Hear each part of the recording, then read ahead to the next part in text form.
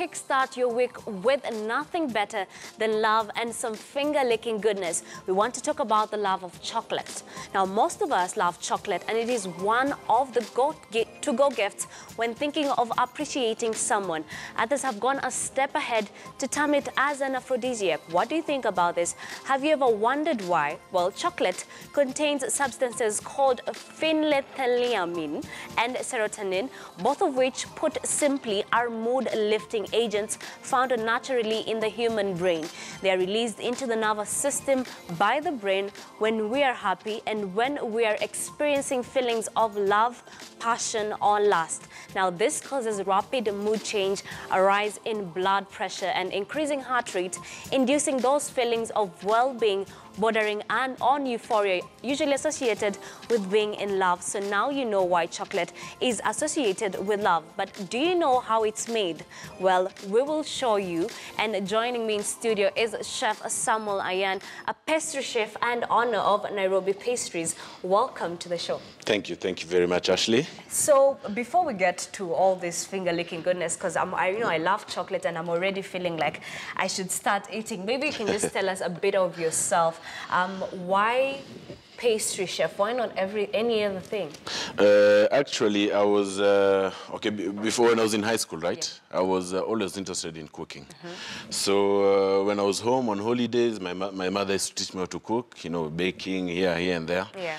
So when I finished high school, all I wanted to do is to cook. So I went, I did some research online. I looked for schools here and there, Kenya, France, Switzerland, and I was lucky to get a school in France, in a place called La Rochelle. So I went there. I did hotel management for around 3 years.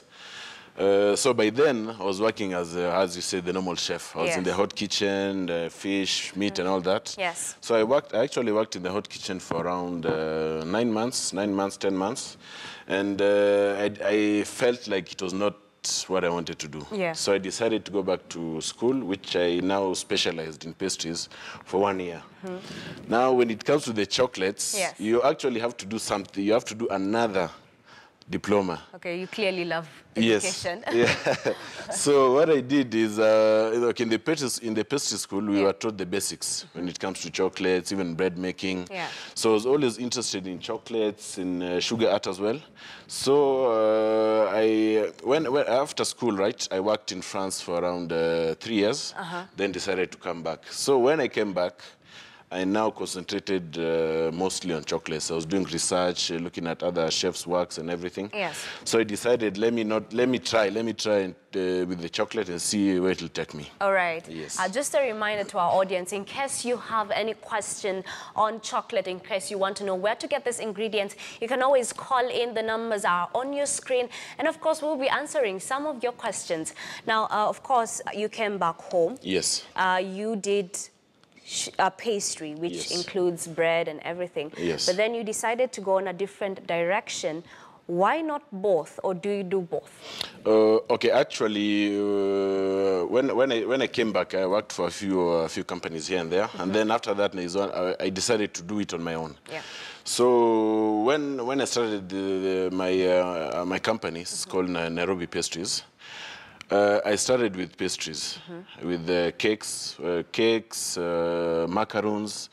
But what I was actually concentrating on is French pastries. When it comes to macaroons, I wasn't very, how can I put it, very interested in, what I came to notice in the Kenyan market is more of the Black Forest or the red velvet. So I decided, let me leave that to those who are doing it and now do something else on my own. Yes. So I was doing cakes such as fraisier, which is a strawberry cake with custard and buttercream mixed. So I did that for a while. And then came to notice that the chocolate industry, the chocolate market is still not yet there. Yeah. So what I noticed is that everybody always goes to the supermarket, Cadbury's and the marks that you see on the shelves. Yes.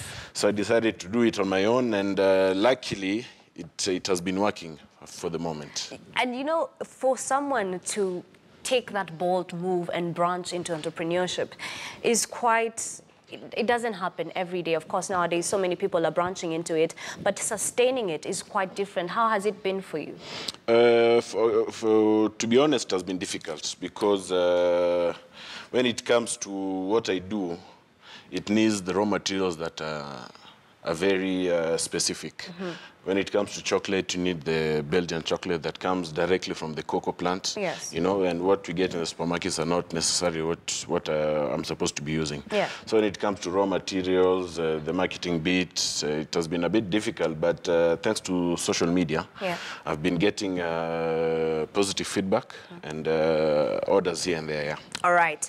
So I want us to get to the finger-licking goodness. Yes. Before we get to the process, I can see you have various types of chocolate Yes. here. This has, maybe you can tell us what exactly these chocolates have. I can see nuts, some nuts I know, some Yes. I don't know. So maybe you can explain that to us. Okay, here Yes. we have the three major types of chocolate. Yeah. We have the milk chocolate, which is this one, which is the slightly brownish one. Yes. Then we have the white one, which is actually, it's not actually chocolate because it comes from cocoa butter. Okay. And cocoa butter without cocoa is not chocolate, but we still call it white chocolate. That is confusing. Cocoa butter without cocoa is not chocolate. Yes, because actually what consists in the making of chocolate is mostly the cocoa, the solid content. Yes. So the white chocolate is when the cocoa beans are heated and the chocolate is extracted. Yes. You get the solid bit, and then on the other part you get the fat, which is the cocoa butter. Okay. So now the cocoa butter is what is made. You mix it with milk powder and sugar. Is when you get now the white chocolate. Yes. Okay. So we have the milk, the white, and the dark chocolate. Okay. Yes. So the dark chocolate also has different percentages. Wait.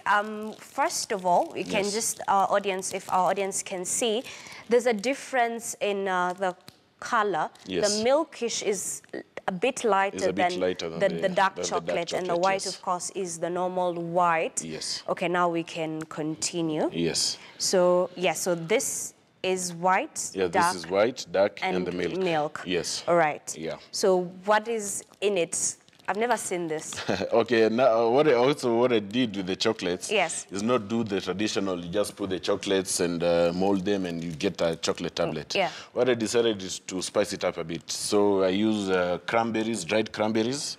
There's this one there, we have some pecan nuts, we have walnuts and almond nuts. Okay. Yes. So all mixed into one. All mixed into one, so that you get all the different flavors plus the chocolate. It's unexplainable actually. All right. Yes. Aphrodisiac, they say. Yes, exactly. All right. Yes. So, when it comes to the process, right, we have, you can get the Belgian chocolates in either blocks or in callets. Callets are actually drops. Before we get to the process, what ingredients do we need? Actually, it's just chocolate, to be honest. Just chocolate and the raisins, the dried fruits, and the nuts. It's that simple? Not exactly that simple, but you only need one ingredient, but you have to be really specific when it comes to what we call tempering of the chocolate. Okay. Yes. All right. So chocolate? Yes. Chocolate, Belgian. Okay.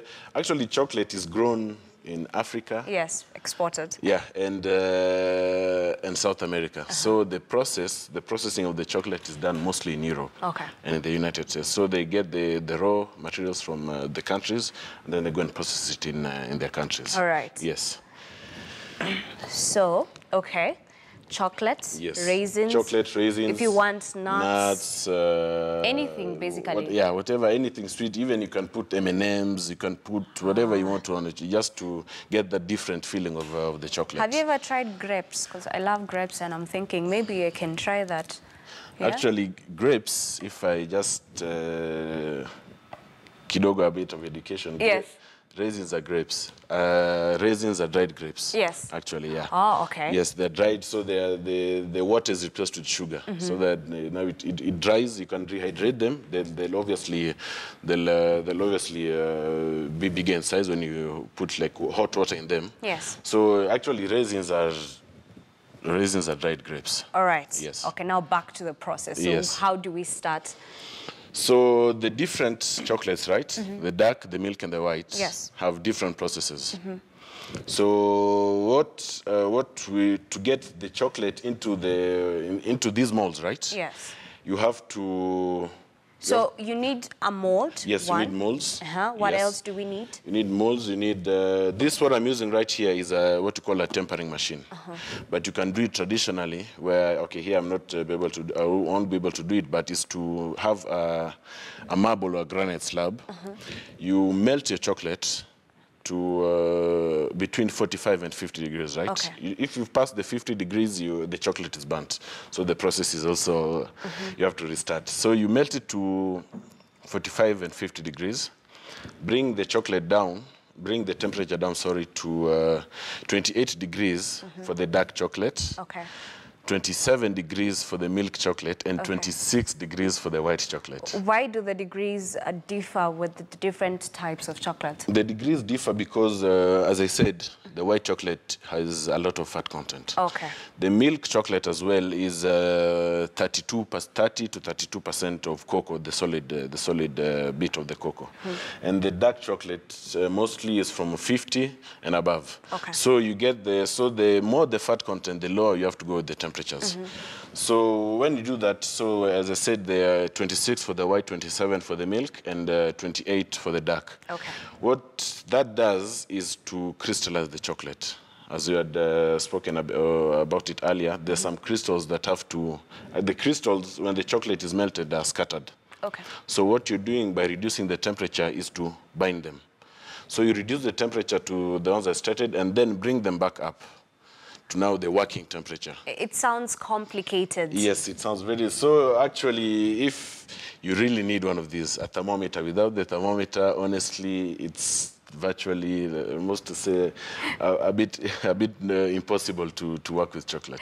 Basically, because, you know, all this crystallization and everything takes me back to high school. And Yes, chemistry exactly. wasn't one of my favorite subjects. Exactly. So clearly, I cannot get into this market, but please continue. No, so when you do that, you bring back the temperature up to 32 degrees for the dark, because it has less fat content, 30 degrees for the milk, and 29 degrees for the white, because of the fat content, you have to keep it below the 30-degree cap. All right. Yes. So before we even get to the chocolates, do I have to mentally psych myself? You know, because people say chocolate is made with love. Of course it's so made how exactly does it go about it? Because I would love to know, how is love an ingredient?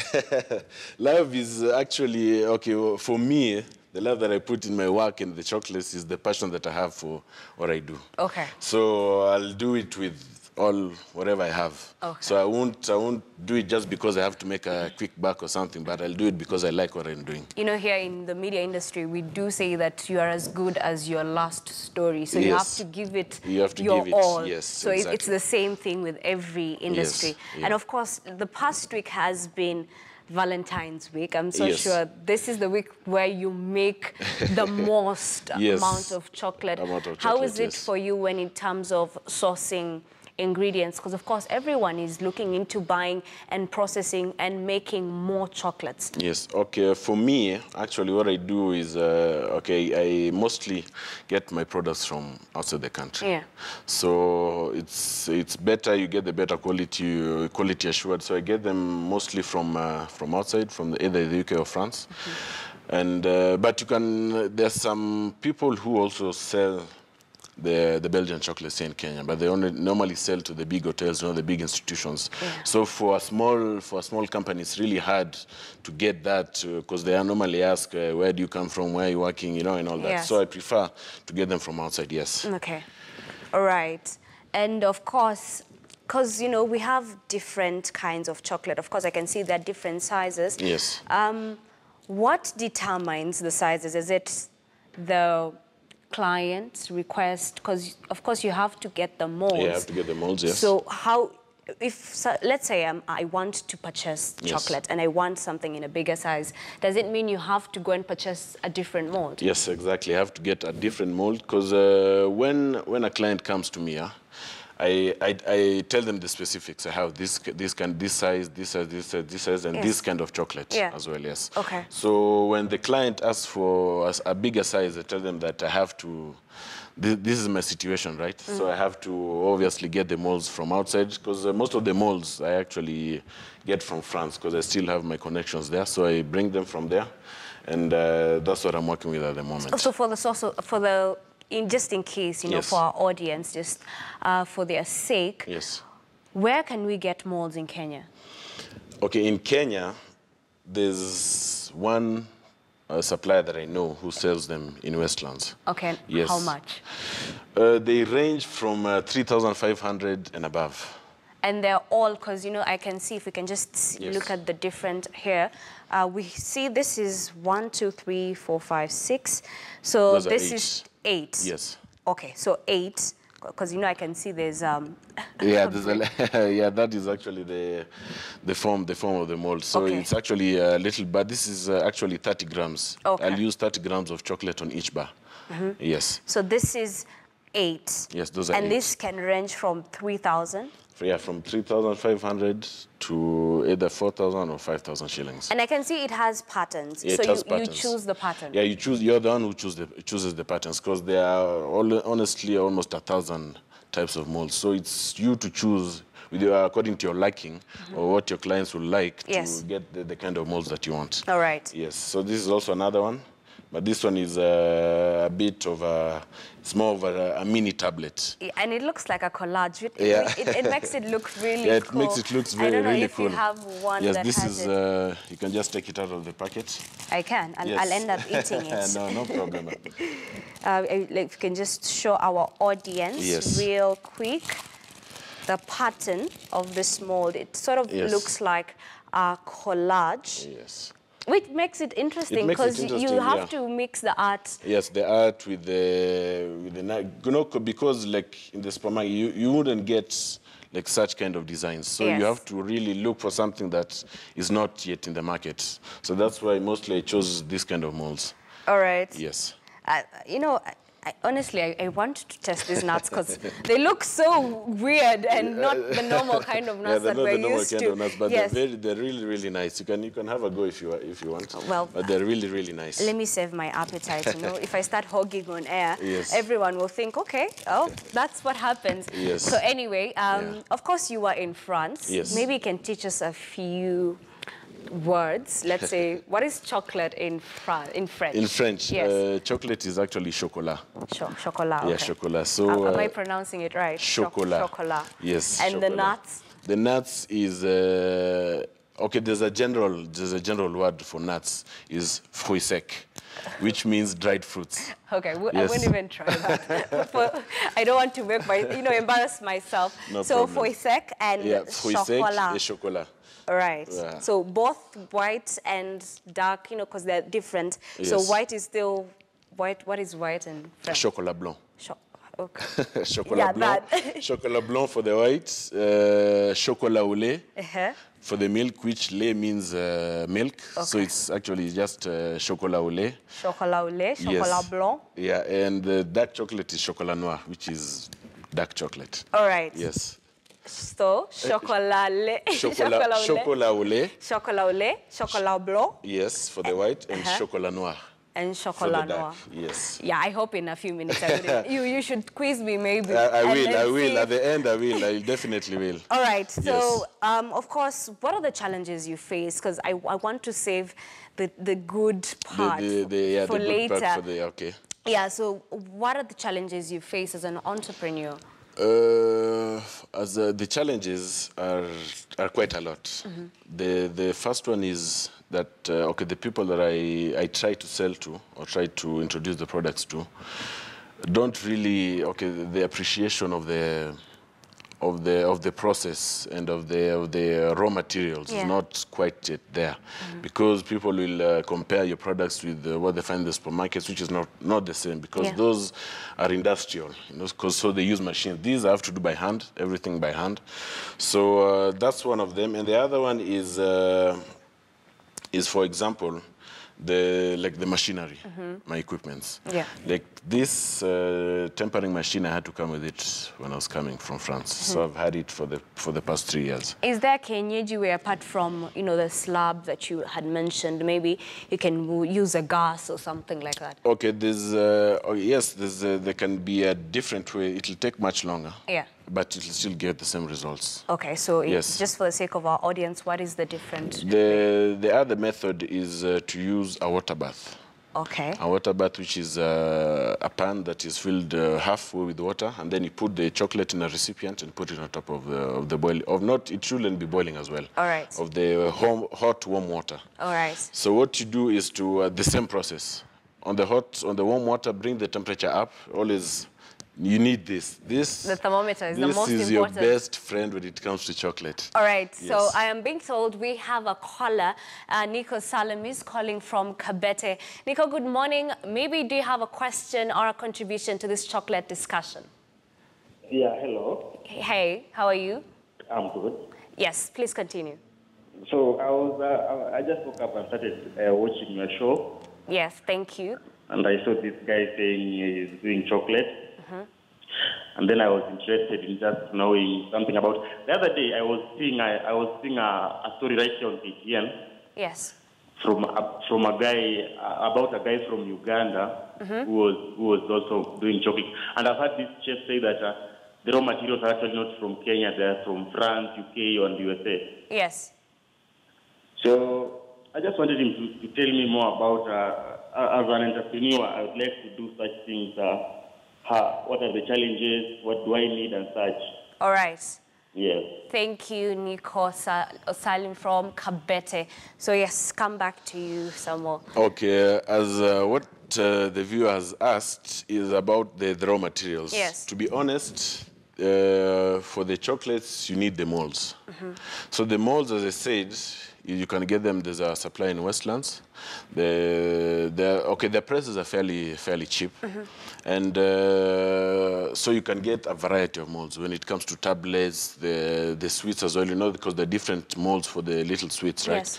So you can get the tablets, the bars, or any kind of molds. About the chocolate.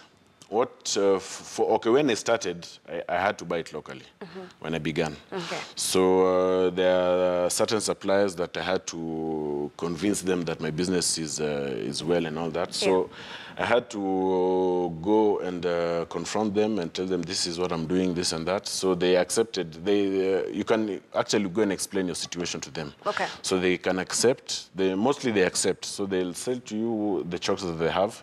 So the ones that I normally use locally, what you call bell-collared, either bell-collared chocolate or Calebo chocolate, which is a Belgian mark. The quality is still the same? Quality is still the same. Okay. Yes. So the other challenges maybe is now when it comes to the chocolate is, the tempering, because you really need to have the technique of the tempering of the chocolate.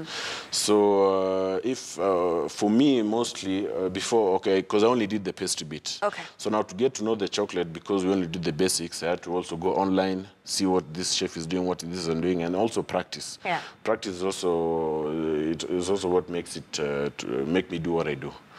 Yes. All right.